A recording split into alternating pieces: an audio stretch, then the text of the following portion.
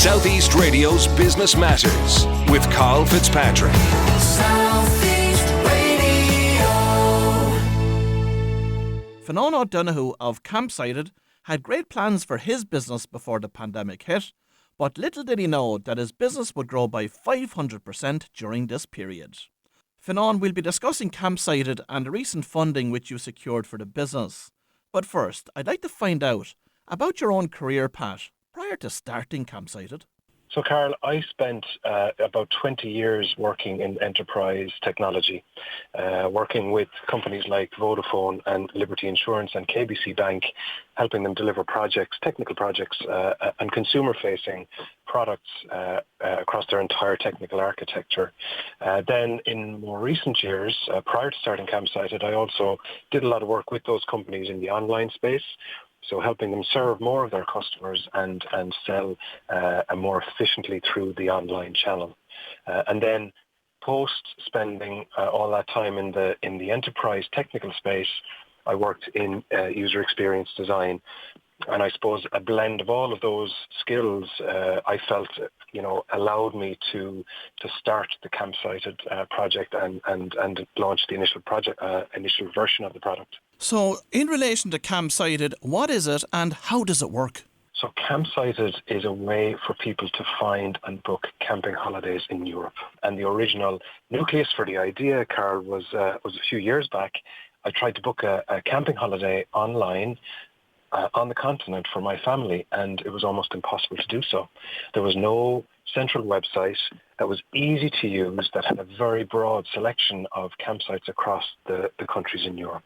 And that's the problem that we are solving for consumers. So provide us with an insight into the scale of the camping holiday market with the Irish tourist to start with. Yeah, so I guess the Irish tourist, I mean, there are probably just over 100 accredited campsites in Ireland.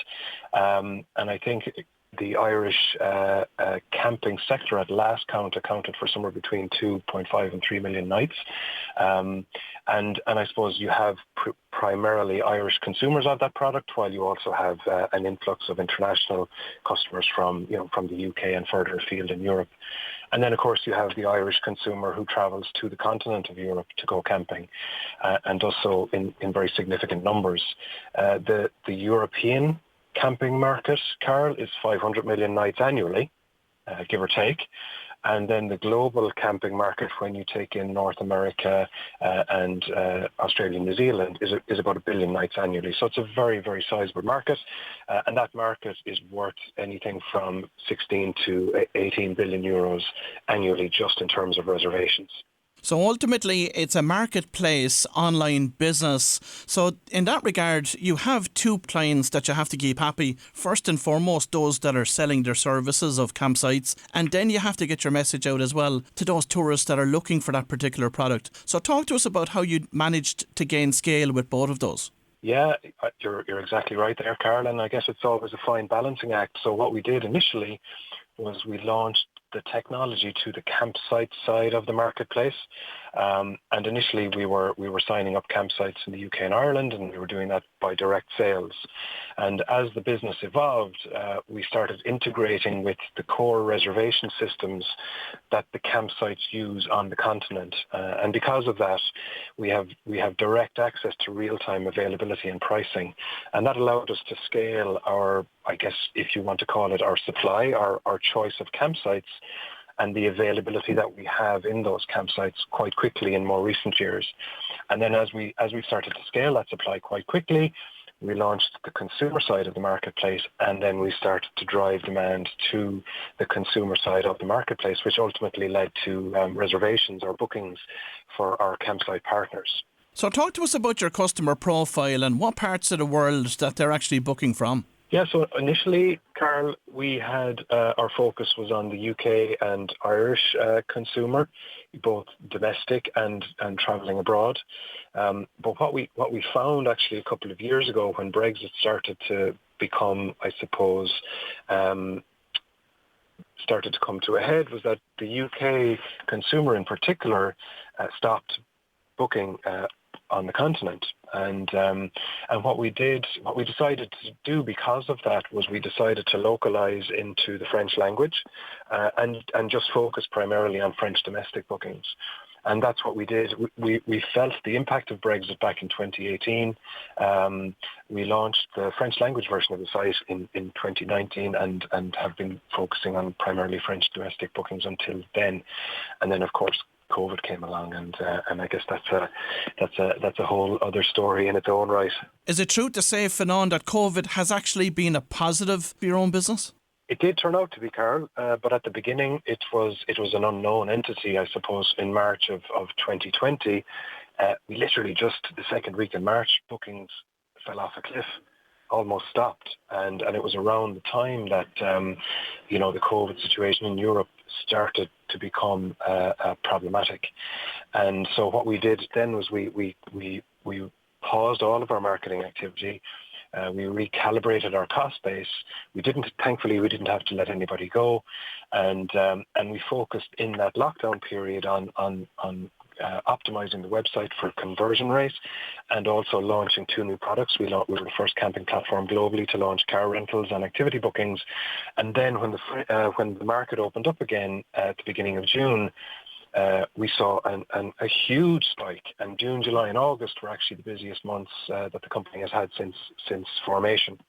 And the end result in 2020 was that we were over 500% up in bookings and revenues compared to 2019.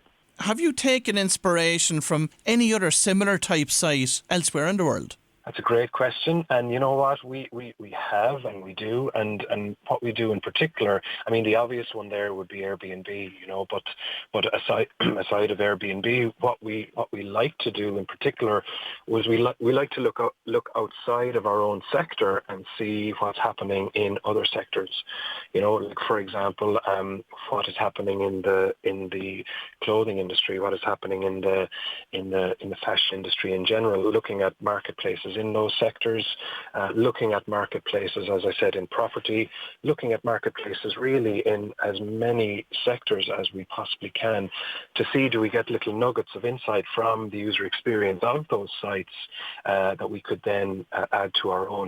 And Finán, from a marketplace perspective, what sectors then in that regard seem to be leading the way? Well, I think the travel sector certainly does, and probably always will, because I guess depending on the travel sector in particular, margins can be tight, and it's really important that you can focus on the conversion rate of your website, because by continually increasing the conversion rate, not only does it drive more bookings for our campsite partners, but it allows the business to operate more profitably.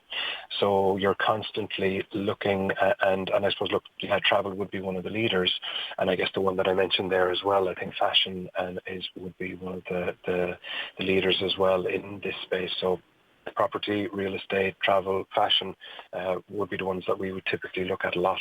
And what revenue model is Campsited applying? Yeah, we have a fairly traditional commission per booking revenue model. So the consumer doesn't pay.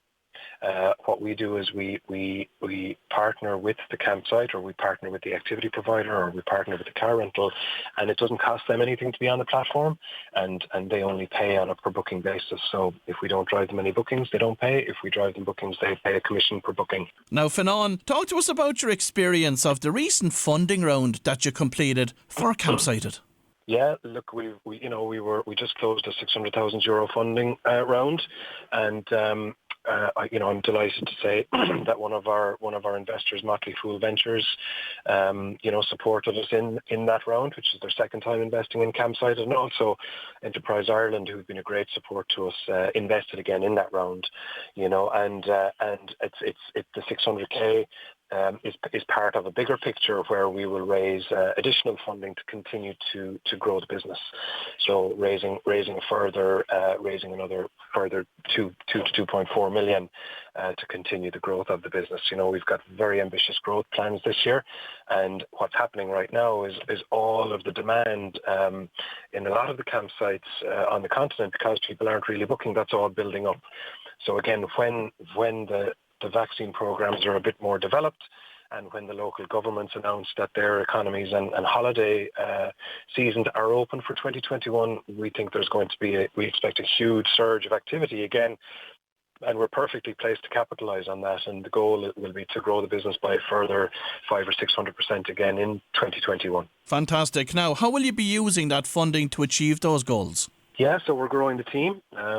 There's currently 9 of us on a full-time basis, and there's another 5 or 6 on a contract basis.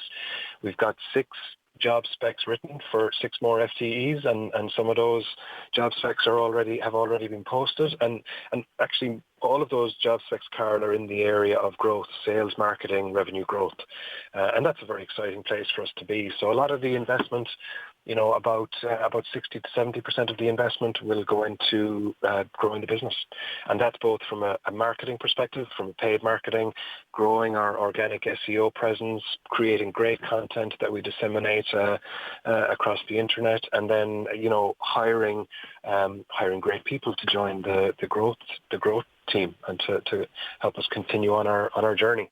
And Finán, finally, marketplace websites and platforms are often developed with a view to a sale. So are you looking to keep this business or to sell it? We'll keep it in the short term, Carl. We've a lot of work to do, and we've a lot of growth to achieve. And, I didn't start Campsited to sell it. I started Campsited because it's something that I felt very, very passionate about. It's a sector that I love. It's something that I'm continue to be very, very passionate about, and absolutely no plan to sell the business at the moment. Well, if you've just tuned in, that was Finán O'Donoghue from Campsited, and I would like to wish Finán every success with his plans for the business. Southeast Radio's Business Matters with Carl Fitzpatrick. Southeast.